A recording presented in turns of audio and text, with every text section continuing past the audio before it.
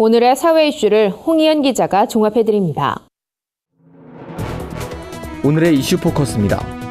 청와대가 오는 27일 열리는 남북 정상회담에서 종전선언을 통한 한반도 평화협정 체제 전환 방안을 논의할 것으로 보입니다. 청와대 고위 관계자는 18일 현재의 정전협정을 평화협정으로 바꾸는 방법에 대한 가능성을 검토하고 있다고 말했습니다. 이 관계자는 종전이란 표현이 사용될진 모르겠지만 남북 간 적대 행위를 금지하는 합의가 이루어지길 기대한다며 남북 정상회담의 성공과 함께 북미 정상회담도 성공할 수 있도록 준비할 것이라고 말했습니다. 더불어민주당이 6월 지방선거와 개헌 동시투표를 위해 자유한국당 등 야당을 압박하고 나섰습니다. 이를 위해선 오는 20일까지 국민투표법을 통과시키고 23일까지 공표해야 하는데 야당이 도와주지 않는다는 겁니다. 우원식 원내대표는 야당이 개헌 의지가 있다면 주중으로 법 처리에 나서야 한다고 강조하기도 했습니다. 민주당 한 관계자는 앞으로 남은 이틀간 국민투표법 처리를 위해 총력전을 펼칠 것이라고 말했습니다. 하지만 야당과의 논의는 쉽지 않아 보입니다.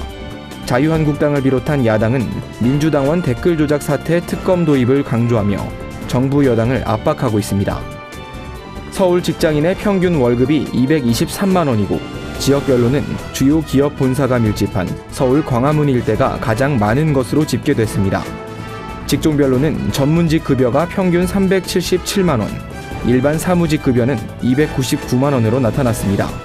또 연령별로는 26세부터 30세까지가 월 195만 원, 31세에서 35세는 256만 원 등으로 조사됐습니다. 기업 규모에 따른 월급 차이도 보였습니다.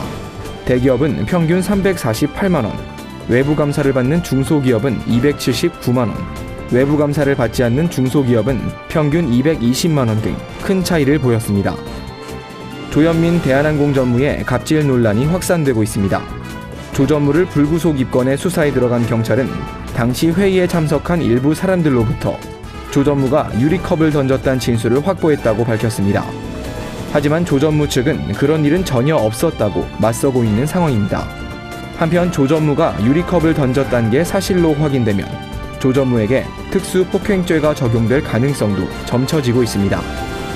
김기식 금융감독원장의 사임으로 금감원이 수장 공백 사태를 겪는 가운데 김동연 경제부총리 겸 기획재정부 장관과 최종구 금융위원장이 현안을 논의했습니다. 두 사람은 먼저 금감원장 공석으로 인해 금융혁신의 추진 동력이 약화하지 않도록 노력하자는 의견을 나눈 것으로 전해졌습니다. 또 금융위를 중심으로 불합리한 금융관행 개선과 생산적 금융을 통한 혁신성장 지원 등의 과제를 추진키로 했습니다. 이를 위해 기재부를 포함한 정부 경제팀도 적극 협조하겠다고 밝혔습니다. 구티비 뉴스 홍우연입니다.